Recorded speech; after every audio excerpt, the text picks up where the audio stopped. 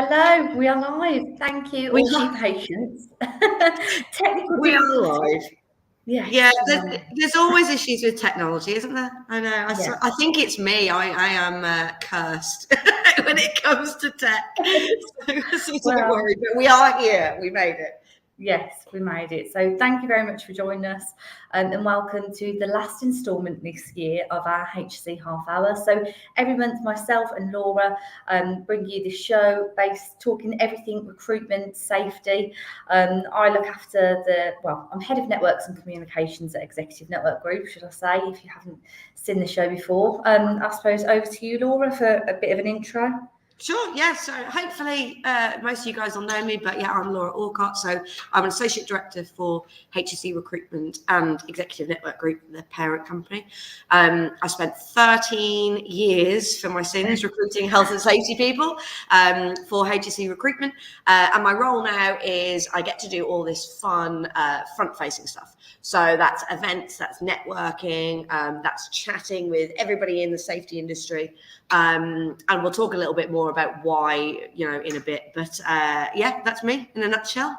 And I suppose to expand on my title, what I do here is do everything kind of research, insights, and we do a hell of a lot really in health and safety, from the events, the white papers, and we wanted to share this with our LinkedIn audience. So that is what we're doing. And today we are doing a bit of a review of 2023. So everything from our events, hiring trends, and what to expect next year. It is a live show, so as you've seen already, as you can see. You can see live show. But yes, please do keep it interactive. So if you have any questions, if there's anything safety related that you'd like to know, please do ping them in the comment box. I will get to them as soon as the conversation allows. And yeah, we can go from there. So over to you, Laura. Shall we start with our events this year? You've been very busy, barely in the office, out and about quite a lot. So if you can talk us through, our current partnerships and what event you feel has been the most successful this year. Yeah, absolutely. So I'll give you a bit of background to for everyone listening to the event side of it and why we do that, because we get this question a lot. We're a safety recruitment agency. That's what we do. That's the day job. So people want to know, why do we do all this events and networking and things like that? And really, it's our way of giving back to the community. That's kind of the long and the short of it. So, we've been around HSE Recruitment for 21 years now, heavily connected to the industry. But the best way, we're not safety people. Let's be honest. We have safety qualifications to a certain level, but we're not safety professionals.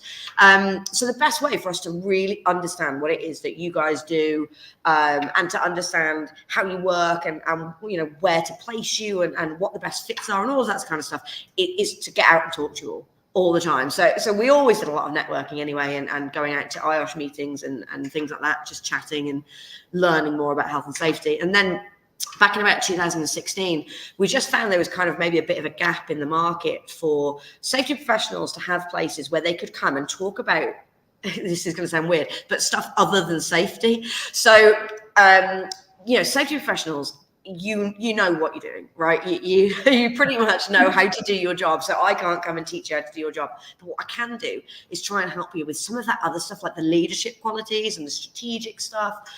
So whether that's like presenting to the board, or whether that's engagement piece, or stuff like that, that's outside of the traditional day-to-day job of health and safety, but is completely important and really, really connected to it. So that's why we started doing these events that we put on to give back to the community and to kind of help you guys develop the soft skills side of it, because that's the bit we're really, really good at. So in terms of events, we do all sorts throughout the year. So this year, we've done roundtables, both virtual and in person.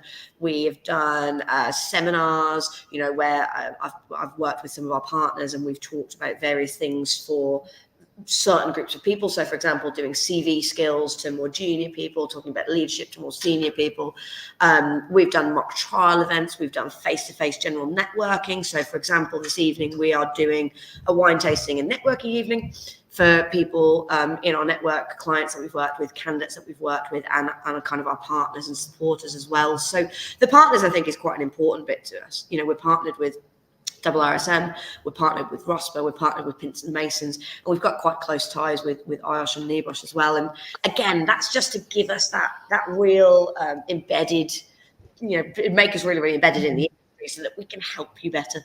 That's what this all boils down to, right? So is that we can help you better, we can help you grow, we can help you progress, we can help you get really, really good job opportunities. That's kind of the long and short of it. So loads of really, really cool stuff this year, both independently and with our partners. I think some of the more popular stuff has definitely been the roundtables. We find our roundtables virtual and in person. People really, really like. So if you are interested in that sort of stuff, definitely get in touch. They're at a senior level, and it's a great opportunity for senior safety people to get in a room with their peers and discuss and share inspiration. I think long gone are the days when safety people really worked in silos and didn't talk to each other and didn't share information. We're past that now. We know that sharing information and talking to each other and sharing best practice and innovation is the best way to get the industry to progress. So yeah, the roundtables always go down pretty well. Yeah, I agree. And I think, as you said, to share best practice, and it's kind of a safe space to do that. Yeah. And I think the safety industry is great at doing that. So I think one of the kind of key events that have gone really well this year and tend to historically as well is the mock trial. So yes. that's Pinson Masons. I think everyone loves that. I mean, I say everyone loves it. Some internal parties here probably don't love their acting roles that they get given. The GCSE drama comes out of them. But it's a real educational I suppose morning or afternoon when we do those, but they are really fun at the same time. So Laura, can you tell us a bit more about the mock trials? Yeah, sure. If we're running any next year? Yeah, absolutely. So like you said, these are always really popular. So we talked a lot about the reason we do the events and the networking is to kind of help you with the soft skills and the things outside of safety. Now, the mock trials are probably the only exception to that. These are very safety focused. This is to help people with the laws, the sentencing guidelines, things that are quite tacky, but you might not have that much exposure to unless something goes wrong. So that's why we do these. So they're very, very popular. These are kind of for all levels. So we have people from advisor to director come along. And the great thing about them as well is we really encourage people to bring people outside of safety along to them. So, we will have heads of safety or directors of safety that will come along, and they will bring people from the board with them, because the mock trials is basically it's like you said, a testament to our terrible acting skills, but we basically put on a trial for you in that half a day where you get to see, right, this is the incident that occurred, this is what the company had in place in terms of health and safety, this is what the outcome probably would be in a court of law, and this is what the fine would be. And that sort of stuff is really, really helpful, I think, to, whether it's HR, MDs, people that aren't necessarily doing the safety role day to day, but absolutely have responsibility for it. They can come along and see the consequences of it not going so well. Not a scare tactic, but, a little bit along those lines. So yeah, they're very, very popular. So yeah, we're doing 2 of those again next year with Pinson Masons. Like I said, we've got a really great partnership with them. So again, if anybody's interested in that sort of stuff, just drop us a message and we'll make sure that you're getting the invites for those next year. Yeah, definitely. Well, I think this year overall, Laura, I don't know if you'd agree, has seen more of a balanced market. And as part of that, I think we've had a big driver on your favourite topic, personal branding. So you actually dragged me out of my comfort zone. I'm safely behind the screen here, but my first public speaking event, which was at the HSE Congress, so co-hosted that with yourself. I mean, always a great session, but what would you say the key takeaways from this were? Yeah, so this was really interesting. And by the way, Lauren did really, really well. She gets so nervous with public speaking. But you did really well, Lauren. And so we went to Congress and we ran workshops for them. So that was in the UK one and the North one, so up in Scotland. And this was an expansion on the personal branding presentations and talks that I do quite a lot anyway. But it was meant to be, more of a workshop where it's quite interactive, and we're going to essentially audit what you're doing and help you grow and progress from that. So they were really interesting. We had some fantastic feedback for those, and they're good fun to do, aren't they, Lauren? Yeah, they are fun. When I get over those, they are genuinely fun, and it's interesting because you can never keep on top of LinkedIn algorithms and things like that, but we can give you a real strong direction. And again, I think that's a bit of a value add service apart from the great recruitment we do. But exactly. So some key takeaways. The key takeaways for that definitely are, look, the personal branding stuff has never been more important. I know I've been banging on about it for years and years and years, but it is so important, and we're going to see that continue into 2024. It's a competitive market, right? It is tough out there at the moment. There are a lot of companies looking for good people, and they're pretty much fighting over the same people. So that's great news if you're looking for a role. A little bit tougher if you're looking to recruit someone, right? And this is where this branding stuff comes in. It means that if you've got a strong personal brand and you are trying to recruit someone into your company, it's 10 times easier, because they're going to look you up, they're going to look the company up, they're going to think, excellent, this person is passionate, they're engaged, I can see all the stuff that they're doing, I can see all the innovation and the great work they're doing. I 100% want to go and work with them over a competitor. So it's brilliant from that angle, but it's great for you as a candidate as well. We're seeing this more and more at the moment. It's competitive. Yeah, people are fighting over the same people. So if you have a really strong personal brand and you are standing above everybody else because you are out there on LinkedIn and in person, you're speaking at events and you're engaging and you're writing blogs and all this sort of stuff, people are going to find you. Trust me, they're going to find you, and they're going to put some great opportunities in front of you. So yeah, the key takeaways are, it's always been important. It's crazy important now. But for both sides, whether you want a new job or whether you want to hire someone, you've got to think about it this year and next year. Totally agree. I mean, another interesting topic we've covered this year quite a lot is well-being, and whose responsibility it is. Is it HR? Does it sit into HSE? I know that you co-hosted a breakfast meeting like this in Q4, wasn't it? So what was the outcome, Laura? I know you've got quite a few partners that attended, but what was said there? That was a really interesting one. So with that roundtable, we got safety and HR professionals in a room at that head of director level, because we kind of wanted them to duke it out. I wanted to see some fights going on in that room to see right. HR, they for a number of years have thought that wellbeing sits with them. It does sometimes get pushed over to safety. I know a lot of safety people who think it should sit with them. So it was kind of to see, can we get some resolution to that, or can we get some action points? And there was some great stuff that came out of that. One being that really the two have to work hand in hand. They just need to work so much more closely together, and that's with sharing statistics and things like that. HR have got the absentee stats and the illness stats and things like that. All of that is really, really helpful. But actually, the biggest takeaway for me was, I think we need to include people outside of HR and HSE. Like, it's a bigger conversation even than that. So, for example, someone at the roundtable was talking about the IT side of it. Right, and getting IT involved in your wellbeing programs, because if you've got poor IT systems and people can't get hold of people, or their tech doesn't work, that's a real frustration that affects how they feel at work and affects their wellbeing at work. And they were also talking about diarising team meetings. And having their IT build in downtime at the end of team meetings to force people to kind of think about their well-being and take those breaks. And I thought all of that was really, really interesting. So yeah, biggest takeaway for me on that one, and there's so much more we can still talk about with well-being, was definitely that I think we need to stop that being so siloed and get everybody involved in the conversation. So yeah, that was really, really interesting as well. Yeah, definitely. And I suppose before we move on to recruitment trends and what we've noticed this year, because I think we could do a whole episode on that. I know that you've been involved with the SHP Awards as well, Laura, so I'll give that over to you. I'll give that over to you to give us a bit of an overview there. Yeah, so we partnered with SHP this year on their awards. This was our first year partnering with them. We've worked with SHP for a number of years. We've done a lot of different events and things, but this was the first sort of official partnership on the awards. And I sat on the judging panel for Influencer Most Influential. I sat on the judging panel for the Trailblazer Award.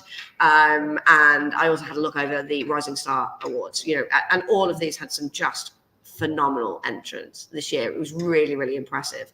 And the reason we kind of partnered with them is because I think those three awards, they're really important to what we do. You know, they pick out different things. You've got that rising star, which is that new potential coming through, which we absolutely need to harness. You know, there's a huge age gap in health and safety. We need to drag those people through and pick out those rising stars and make sure we're supporting them and helping them with mentoring and whatever it is to get them to stay in health and safety.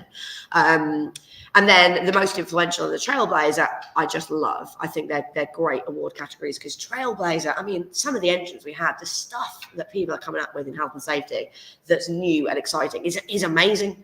Absolutely amazing. They were telling us all these different projects they've been involved in that kind of blew my mind a little bit. And again, it's about sharing that information, isn't it? And getting that out there and showing people the exciting stuff that we can do, because that really helps change the perception of the industry. It shows this is not about the clipboard warriors anymore. This is not about people going out there and stopping you having fun. This is about these great things that we're doing to make your life better and safer. So really excited to be involved in the SHP Awards and helping judge that. But we're also providing a prize for the winners and the highly commended entrants. So we're going to do some one-on-one sessions with those guys, and that can be focused on anything they like. So they can come and talk to us about CVs, they can talk to us about career journey, they can talk to us about personal branding, they can talk to us about whatever they want, and we're going to do some one-on-one sessions with those. So if you haven't looked, go and have a look at the SHP Award nominees, because you can vote, you can choose who out of the people we've shortlisted deserves to win. So definitely go get involved in that. Fantastic, good stuff. And I suppose time to move on to discussing the actual recruitment trends that you've observed over the last year. I think we're still a recruitment firm, so yes, definitely. I think it's fair to say the last few years have been crazy. We've seen inflation go absolutely berserk. Salaries have risen dramatically. I think personally it's stabilised a little bit from the data and the insights that I've been personally seeing. And what kind of trends have you observed, or what have you been seeing? I think you're right. I think everything is starting to stabilise, which is fairly good news. You know, salaries went a bit mad there for a few years after COVID. You know, like you said, we do our remuneration reports really, really regularly, and the last 2 years, the increase has just been phenomenal. Absolutely phenomenal at all levels, but it couldn't continue like that. It just couldn't. People can't continue to raise the salaries as much as they can. It's just not possible. So that's starting to stabilize a little bit. We are seeing the advisor level salaries are still creeping up. Which I think is good, because that's helping people into the industry. That's helping keep people in the industry. So people with kind of that 2 to 5 years experience, that salary bracket is still increasing, at a fairly good level. So, years ago, 2 to 5 years experience, you'd be talking sort of 30K. The last couple of years, we've been talking maybe 40. They're creeping towards that 40, 45 now. So that's still going up quite substantially. The manager salaries have definitely stabilized more. They're not increasing at the same rate as the lower stuff. That's proving a little bit difficult though in terms of recruitment, because, and I completely get this, you have managers that may be on 45, 50K that balk a little at the idea of trying to bring in an advisor on almost the same salary as them, which I completely get. So I think that may change a little again still next year. We've got our new remuneration reports coming back out in January, haven't we? So I think that'll give a bit more data as well. But I think it's going to start to even out a little bit more. And the other thing that we've talked about this before, but we're still definitely seeing is people are definitely more willing to take a chance now on junior people or less qualified people and train them up. So that's really good, because again, that's just going to really help us close that age gap in the safety market and hopefully bring that kind of fresh blood through. And these new people, they come with new and exciting ideas. So I think that's a really, really positive thing as well. And then finally, and I think this will probably be reflected in the remuneration reports that we do in January, but we're finding people that we speak to, the focus has been on salary for a really long time. With the salaries going up for a couple of years, with the cost of living crisis, the focus has really been on moving for money. And I think that's starting to swing back the other way as well now. Whereas, of course, money is still important and people want to be paid fairly and remunerated for what they do. But definitely at a senior level as well, we're seeing people more focused on that challenge and the job satisfaction. So picking the right thing for them, picking the right work environment, the right values, that's kind of coming back to the forefront as well. Yeah, definitely. And I think that the pendulum is swinging back towards certain employers' preference when we talk about hybrid work. And I know that people roll their eyes the minute you mention kind of hybrid working, remote working, and we won't get into that debate at all because I think that's incredibly fleshed out. But we are noticing a pattern of more, senior teams returning to the office across the sector, but I have seen that in health and safety as well. So I think that's quite interesting. And I've also pulled a couple of stats from our system this year. So good. I love a good stat. Of course we do. So we've observed over 32% increase in HSE multi-site manager vacancies, but we've also seen a 39% rise this year in environmental roles. So that is set to continue in 2024. We are strengthening our HSE recruitment team with sustainability experts. So keep your eyes peeled in the new year.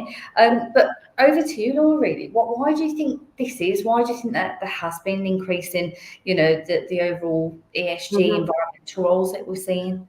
Yeah, absolutely. I mean, you're completely right. I'm not surprised that's what the stats show, that, we've had an increase in those sorts of roles. There's a huge push for it from loads of our clients. The main sectors that we work in are manufacturing, logistics, construction, all of those sorts of higher risk areas. And it's a huge push across all of those areas at the moment. And that's not just environment. That's, your traditional environment roles, also sustainability roles. And then, like you said, those ESG stuff. That's really, really coming to the forefront. I think that's, people are looking at the bigger picture now. They're trying to get that more holistic view of what's going on within the company, what's going on within the world. And, previously, environmental stuff was always kind of tacked onto a safety manager's remit. That's what we've seen for years and years. And it's just becoming too big of a role now, essentially, for a health and safety manager to look at health and safety, maybe focus on well-being, maybe focus on environmental and sustainability, and the social side of it, and then maybe chuck in fire and quality. There's too much. It's just not possible. Each of these things are becoming really, really defined on their own. So we're definitely seeing that huge push on ESG, sustainability, environmental positions. I think the issue we're finding with those at the moment is just trying to get clients to be a little bit realistic. We often have clients who come to us to recruit an ESG role, for example, and they want someone with 10 years ESG experience. To have 10 years experience, so it's getting them to think outside the box a little bit, of people that come from, maybe a more traditional safety background, but have got that social governance experience through that. And I think there's less formal routes for it as well.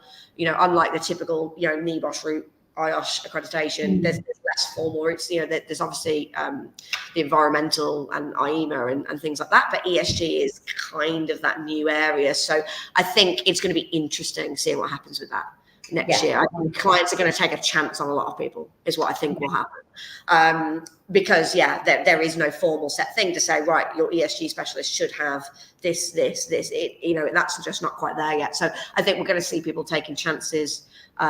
It's a good opportunity for people within the safety and risk sphere to maybe spread their wings a little bit and push themselves into a different direction. So lots of interesting stuff going on with that, definitely. We've mentioned a few times, haven't we, our remuneration report. So that's coming out in January, I'm right in saying? It is, yes, it is. So we're currently collating, I'm currently collating the data for that. So we have sent out anonymous surveys to, across our HSE social media sites, predominantly LinkedIn, on the Mighty networks. We have then also sent an email campaign to all of our CRM as well. So this has reached, I think we've got 170,000 followers on LinkedIn on HSE. So it's reached many people, but this is solely UK-based data. So what I'm doing is I'm collating the salary data, of course, but I'm also having a look at the protected characteristics data, having a look at the diversity stats, understanding if there's any correlation. I am inputting a report into our main report about the return to the office, maybe, or returning to more sites. So yes, we're going to have that will be released in January, and that will be predominantly permanent salaries. We are having a look at the day rate, but that will be inclusive of benefits as well. So we've we've quizzed people on what they'd like to receive, what they currently receive, and we've done this into 4 different categories. So it always makes, I personally believe, for an interesting read. We tend to get a lot of attention around this point because, you know, employers are wanting to benchmark their teams accurately. Mm-hmm. Individuals wanting to see, am I getting paid well for the role I'm doing? We split this by job title, so we tend to do this cross sector, but we look at everything from advisor upwards, really. So we even split advisor into, you know, entry level advisor up to 5 years experience advisor and onwards, really. So then we have manager, head of, director across the sectors, and yeah, we get a really good result. So that will be, it's currently being compiled, that will be out in January. If anyone has any comments or would like to add to this report, we're more than welcome to hear expertise, and it will have, you know, upcoming safety trends and what to look out for in 2024. So as I say, I hope it should be a good read. We will be discussing this on our January HSE Half Hour, and it will be released, I think, a week before then. So you should have had the opportunity to download, have a read through, and come back to me with questions. But I know that we're having some technical difficulties with this platform, and I think I've been frozen for half an hour. I don't know if I have from my side. I think you have been frozen, yeah, but I didn't like to tell you, Lauren. I didn't want to throw you off. But luckily, I think it isn't in, you know, the most unflattering of pictures that it could be. But yeah, so we're also having some difficulties with the comments. So I can see we've got a couple from, it says LinkedIn user. I want to say hello to everyone, but we'll come back to that after. If there's anyone that we need to message to answer questions, we will do, because for some reason it's not pulling through. So yeah, live show, things can go a little bit wrong. So doesn't it? We genuinely are live like this. Yeah. We're proving that. So yeah, just to recap, the remuneration report will be released mid-January. That'll be, again, free report available for download, and I'm sure Laura will be sending that out to her audience. I will, absolutely, yeah. So if you're looking for a copy of that, just drop me a message, and I'll make sure that you're getting a copy when it comes out, and it'll of course be all over social media, and you can access it. But yeah, I'm looking forward to coming back in January and talking about everything in there. It's always our most popular episode, isn't it, when we talk about the salary stats? So. Money talks, as they say. So I think that definitely will be. I mean, from today, I know that we've discussed the events, the partnerships that we have, what has happened for this year, and I think the kind of key point for me, what I've taken out of it is, after a few years of definite uncertainty, markets going crazy, it does appear to have stabilised a little bit. Does that mean it's the ideal market for employers or, candidates? Not really. I think there's challenges posed on both sides, but definitely a little bit more stabilised. So I think the personal branding stuff, as you say, will be absolutely huge going into 2024. I think there will be a rise in the environmental roles, and I think our stats prove that, and that's always strengthening the team in that way. And I also think, the events will be very strong and continue into 2024. So if you do have any questions, would like to come along to a mock trial and see our wonderful acting, or, attend a round table with Laura on a whole range of subjects. We've covered everything from leadership and safety through to, as you say, well-being, all spectrums covered, really. And I know that we've got some stuff coming up with the HSE Congress, etc. So to keep an eye out for those. We'll be posting our HSE calendar at the beginning of the year as well. And I think that's it from me, really, Laura, if you have anything to add. No, I think that's it. I was just going to say, we'll see you all in 2024. How terrifying Thank you everyone again for joining us, and for those that are watching on repeat afterwards. Like I said, I can see a few comments, so I'm going to reach out to a few people. So just apologies for the technical difficulties. I'll reach out and we'll kind of chat offline. But hopefully we'll see you all in January. Yes, thank you very much. See you later. Oh no, that sounds absolutely terrifying, doesn't it? If only we were breaking up at this point. We're not. We've still got another month or so, a few weeks left. But but we'll see you all next year. Have a good one all, and I'll see you in 2024. Bye. Thanks, bye.